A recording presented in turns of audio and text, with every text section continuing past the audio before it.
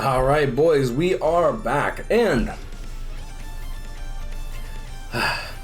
should you summon on the rerun Spirits Are Forever With You banner, we have Toshiro, Safwy, and Yamamoto that just came out, but the rerun that's coming is for Uryu and Kanonji. Now, whether or not you should summon on this banner is honestly going to be really dependent on whether or not you want to summon on the individuals, or if you want to wait for mid-month or end of the month. They did confirm Burn the Witch Volume 2, not sure on the date of that. Obviously, we're going to be getting more Spirits Are Forever With You, and obviously we're going to be getting more, probably more movie characters as well. Like, I don't see how they're not going to come out with like a Hell vs. Ichigo remake, or potentially like a new Toshiro, right?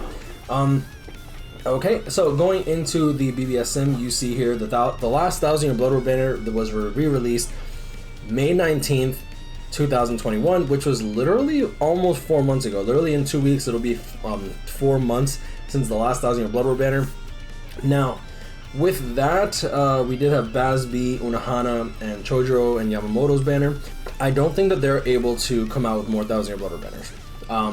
We'll see if they get the license renewed sometime soon. I'm not sure if they're gonna, if like the people who own the license are waiting for the anime to come back or whatever. I think it's kind of like a loss of money either way, which is kind of silly. I feel like they should be able to just rerun banners at least. But anyways, going into it, we do have the Noitora banner, we have the Tokinada banner, as well as, of course, the Kenpachi banner. Alright, so going into it, Noitora, he's a pretty good NAD character, melee NAD, no bruiser, damage reduction, link, poise, flurry, start barrier plus 10. His only real issue is that he is a team booster with a transformation on his boost, so he's going to get a higher magnification. But since he doesn't have enhancer, he's not going to provide the boost for longer than 10 seconds, which is literally how long Yamamoto, Jugrum, and Tsukishima are invincible, right? Now, if they had enhancer, if he had enhancer, maybe if you had him like with multiple copies, but he's just gonna die to Yamamoto, bro. Like, I don't really see a world where this Noitora is really good unless you have him max transcended at this point. Process on everything could be good, but in my opinion, if he's struggling to survive the 10 seconds of the 10-second onslaught, so I don't really know. Yamamoto. Yami, normal attack damage plus 20%, no bruiser aside from the NAD 20. He's not a horrible NAD character, but I feel like his only real place right now is probably in Epic Raids or maybe Guild Quest. He has a strange NAD string that's like range collision. I don't think it's all that bad, but he doesn't have guard break. Flurry, freeze immunity, poise, devastation plus 20%. Melee hollow. I'm trying to think of what the status element for melee hollow was. I think it's poison. So the freeze immunity is kind of useless for Guild Quest. But honestly, for Epic Raids, I do see him being used relatively often. I personally use him because I don't really, unless I'm using my Tokinada, but Receive My Love Zommari, literally crap. Long Stride, Sprinter plus 2. He was a meme for quite some time when it came to, he's so bad, bro.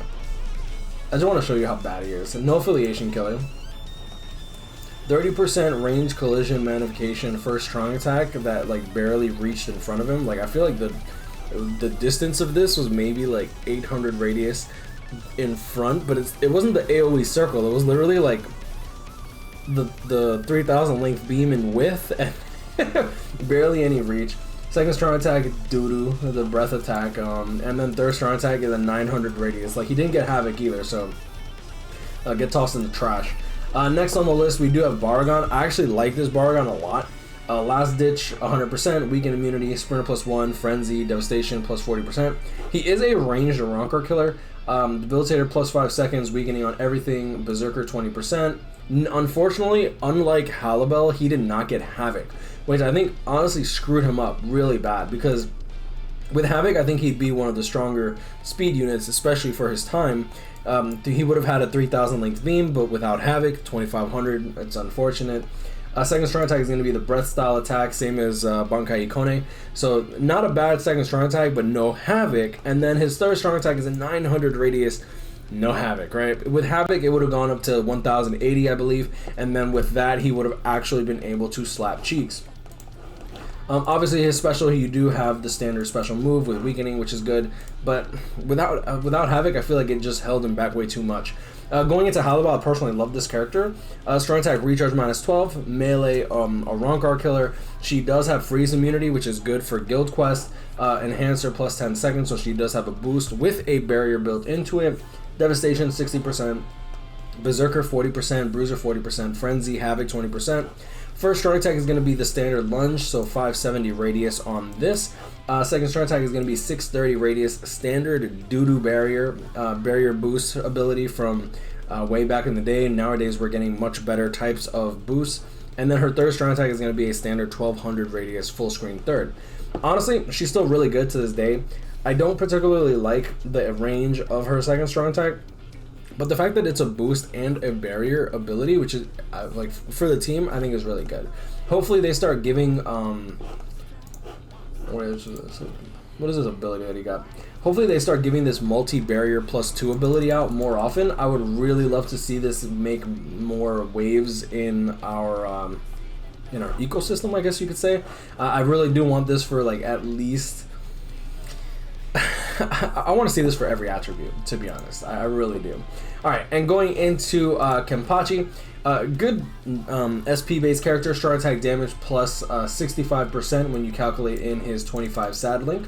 Soul Reaper killer, hit hidden enemies 100%, poise, sprint +1, no guard break, frenzy, devastation 60%. When you use his ultimate, he transforms, gets all his cooldowns back, which is really good. So even though he doesn't have strong attack recharge, he does have a built-in way to get your strong attacks back, which I think is actually really good considering that he hits like a truck. Especially if you have multiple copies, he's definitely, if you get him 5/5, he is a premium pool character, very not likely to get a character 5/5, but it's possible. If you do get him 5/5, I think he's worth max transcending. I think he's absolutely worth the time. His strong attacks go from 120 magnification to 150% magnification during his transform state, which means that you get an extra 25% to your attacks. 120 to 150, if you do the math, 120 times 1.25. Boom, it goes to 150, so it's a 25% increase, not a 30% increase, unless you're talking about just flat math. It's not additive, it's multiplicative. Don't be stupid. Next on the list, we do have Uryu. Uryu actually got a lot of stuff, but I still feel like he's a little bit underwhelming. Same thing with Kanonji. So, strong attack recharge -12%, speed, link style potions +5, Berserker 20%, Havoc 20%, Frenzy, Devastation 40%. So standard SP based character, but he does have weakening on everything, which is good. Debilitator +5 seconds for the weakening. Frenzy, increased status ailment chance against speed attribute hollows +10%. Even I to this day forget that he does have disabler against his advantage, which is really good. Sprinter +1, bruiser 20%, and let's see what his innate skills are. No innate skills, really? I thought he would have had an innate skill. Okay, cool. Going into his first strong attack, he does have a strange first strong attack. It is actually going to be the same as Bambietta or Tech Halibel's. Second strong attack is going to be a crawling vortex, which I think this one is, I feel like this kind of holds him back quite a bit. I don't mind the crawling vortex too much. My only issue with the crawling vortex, and I say this often so that people don't get it misconstrued with my standpoint. When you have characters like Shunsui, Aizen, and 5th Anniversary Byakuya with a cooldown of 16 seconds with a 50 hit vortex that not only crawls but tracks the enemy, it's kind of unfortunate that this strong attack is still being given out, or this strong attack was not altered in a way to make it more viable, I suppose, or just better overall. Third strong attack is going to be a standard full screen third strong attack. Overall, he's not a bad character. He just has a lot of like confusion around him. Like the crawling vortex, I don't particularly like it. The first strong attack, I think I'm fine. I'm personally fine with it. The range collision into explosion, it still deals really good damage. Not that hard to aim. Going into Kanonji though, Kanonji is probably the most confusing character to be released after Stark. I think Stark is probably the most like confusing character. So he does have Hollow and a Ronkar killer. He does have Disabler against Heart attribute Hollows and a Ronkars, which is awesome. Sprinter +1, Havoc 20%, Berserker 20%, Guard Break, Frenzy, Debilitator plus 2 seconds to go along with the Lacerate / Burn on the ultimate. Bruiser plus 20%. Now he has the debuff mechanic on the special, which means that you're going to be bursting through 80% of the enemy's defense. You'll also be burning the enemy, not weakening, which is kind of unfortunate. If he had weakening on this, I think that would be, I feel like it would have been busted, because he would be absolutely insane for nuking. Going into his soul tree, he does have the team party stamina recovery, so your team will be able to heal between waves, which is nice. Freeze immunity and read hollow dodges. Read hollow dodges is starting to become a little more prevalent now that you have point events with dodge.